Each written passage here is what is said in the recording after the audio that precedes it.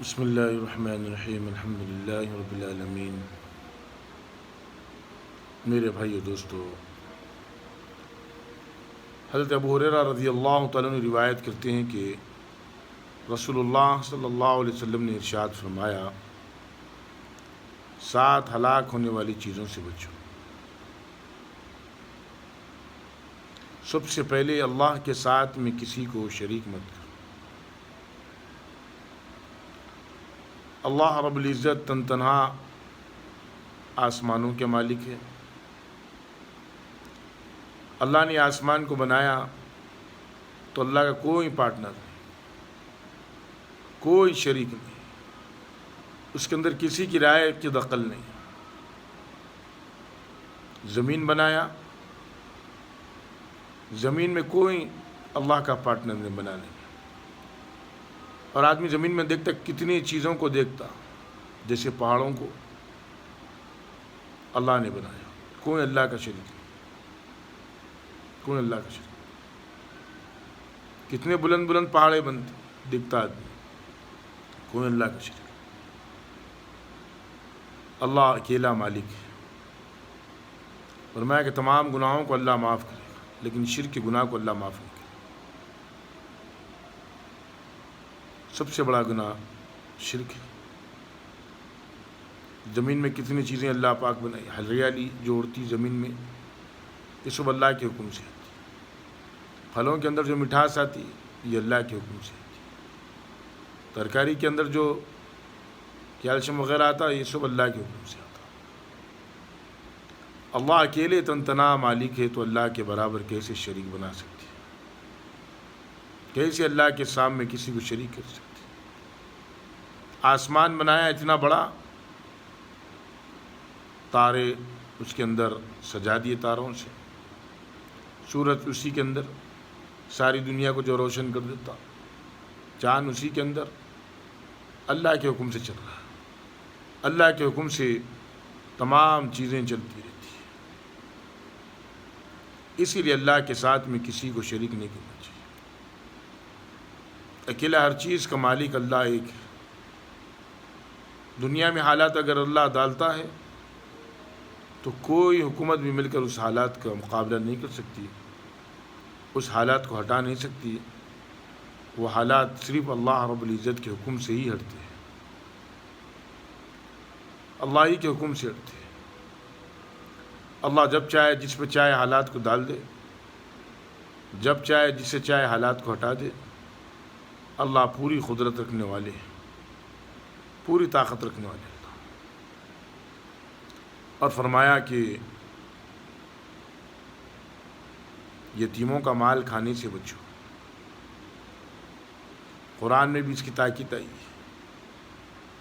اگر کوئی یتیم ہو جائے، اگر ڈھیر ساری دولت چھوڑ کر جائے، تو یہاں تک کہ فرمایا کہ جو ان کی کفیل ہو، جو ان کی ذمہ داری لے، کہ ان کے بڑے ہونے کے ڈر سے جلدی جلدی خرچ مت کرے۔ اور خرچ اگر غریب ہو، محتاج ہو، تو اس میں سے خرچ لے، اگر مالدار ہو تو اور ہوتا۔ اس لیے یتیم کے بارے میں بڑی تاکید فرمائی گئی۔ یتیم کا مال مت کھاؤ، اس کے اندر بڑی پکڑ ہے، بڑے عذاب میں گرفتار ہونا پڑے گا، اس سے بچنا چاہیے۔ بلکہ اللہ کے نبی صلی اللہ علیہ وسلم نے حدیث میں فرمایا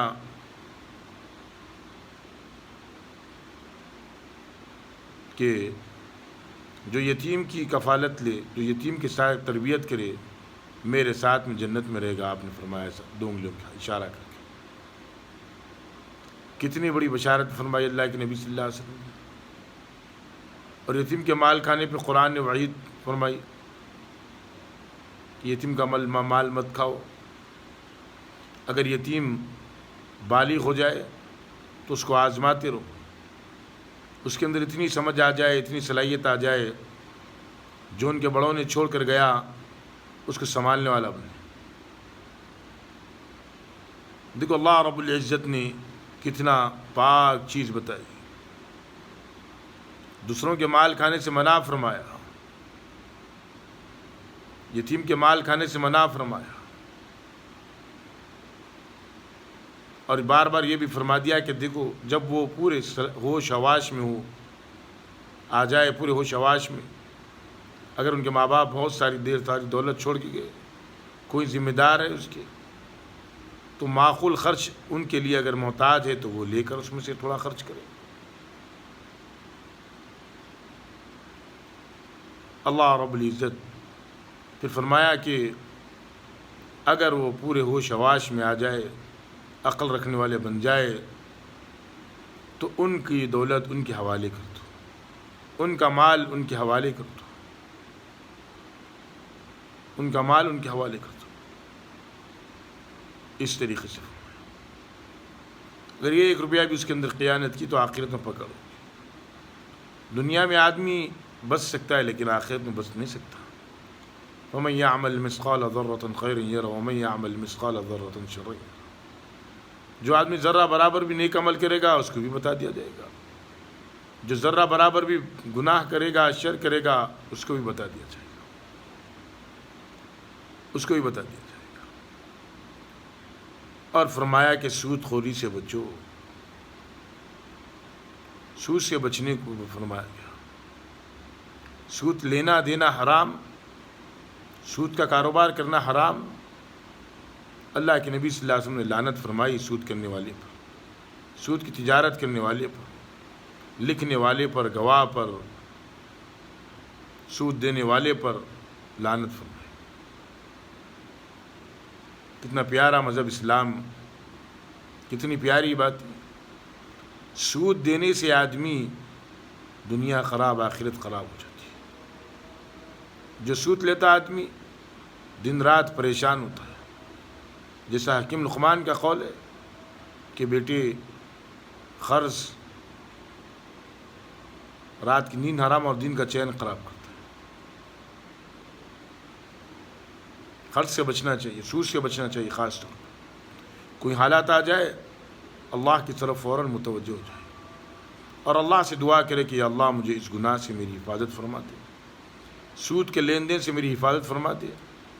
تو بھی اس کو ناپسند فرماتا، تیرے نبی بھی ناپسند فرماتے، میں بھی اسے پسند فرماتا ہوں، لیکن مجھے مجبوری ہے، بس تو میرے حالات کو بنا دے اور مجھے اس سے بچا لے۔ تو واقعی اللہ اس سے اس کو بچا لیتے ہیں، اللہ اس سے اس کی حفاظت فرما دیتے ہیں۔ اسی لیے سود لینے دینے سے بچو، کیونکہ جب موت آ جائے گی تو آدمی کو کچھ نہیں رہے گا۔ جو چیز قرآن نے کرنے کا حکم دیا وہ کرو، جس چیز سے بچنے کا حکم دیا قرآن حدیث اس سے بچو، دنیا اور آخرت اس میں کامیابی ہے۔ اگر آدمی نہیں بچے گا اس میں تو دنیا اور آخرت اس کی خراب ہو جائے گی۔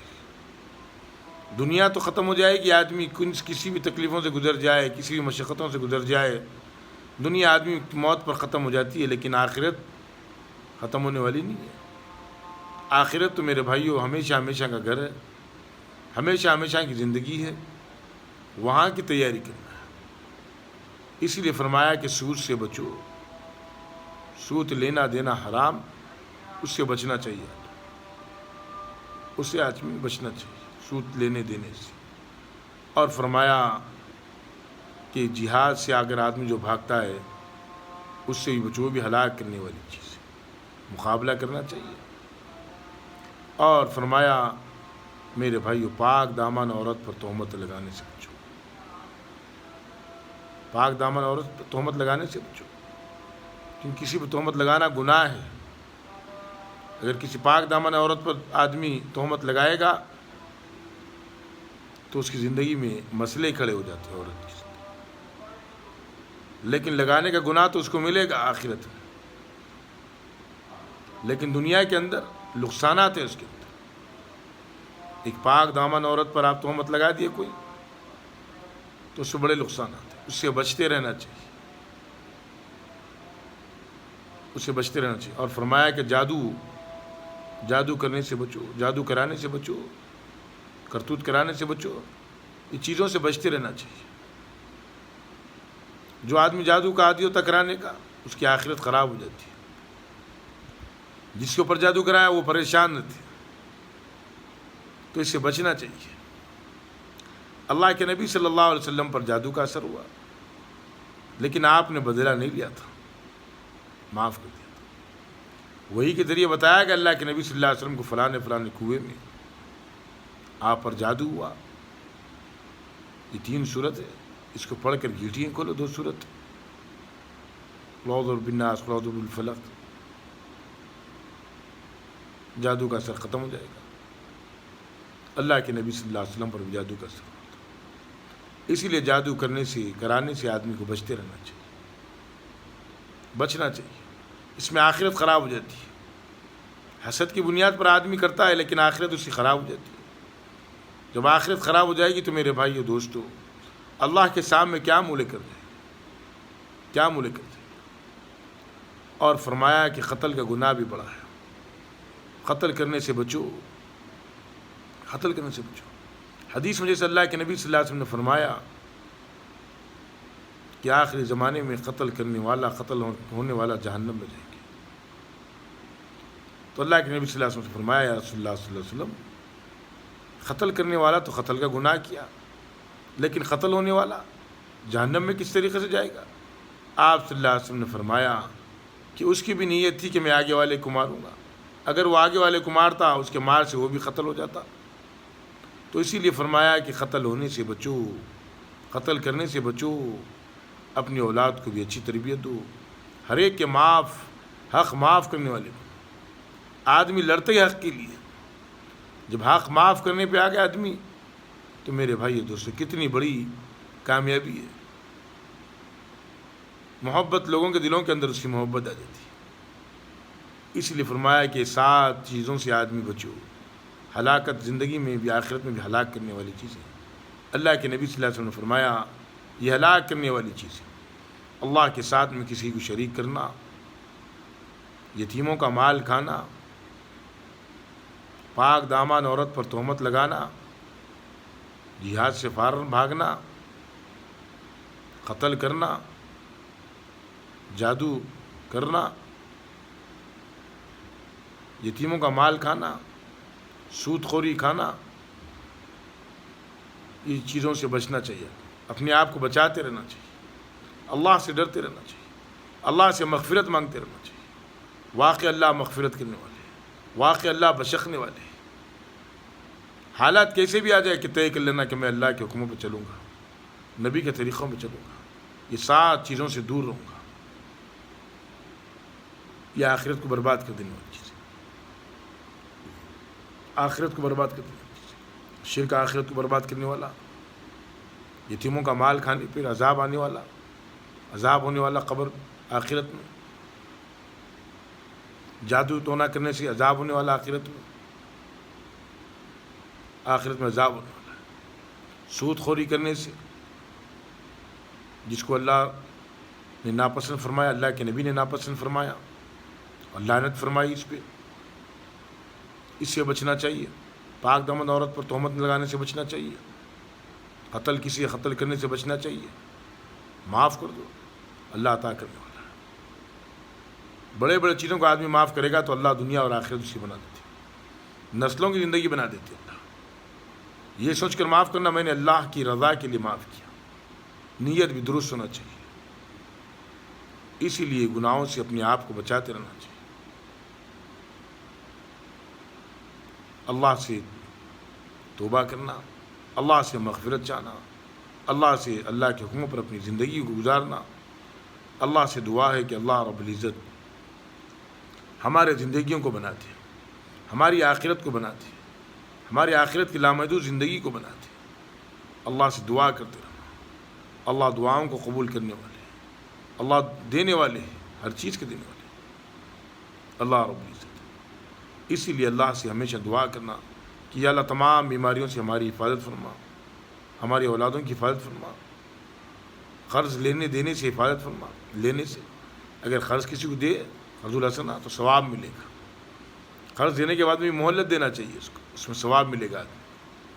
اللہ سے دعا کرتے رہنا چاہیے کہ اللہ ہماری آخرت بنا دے، ہمارا خاتمہ ایمان پر فرما دے، کیونکہ آدمی کے قریب روز تیزی سے موت قریب آ رہی ہے۔ اللہ سے دعا ہے کہ اللہ پاک کہنے سننے سے زیادہ عمل کرنے کی توفیق عطا فرما دے۔ آمین والحمد للہ رب العالمین۔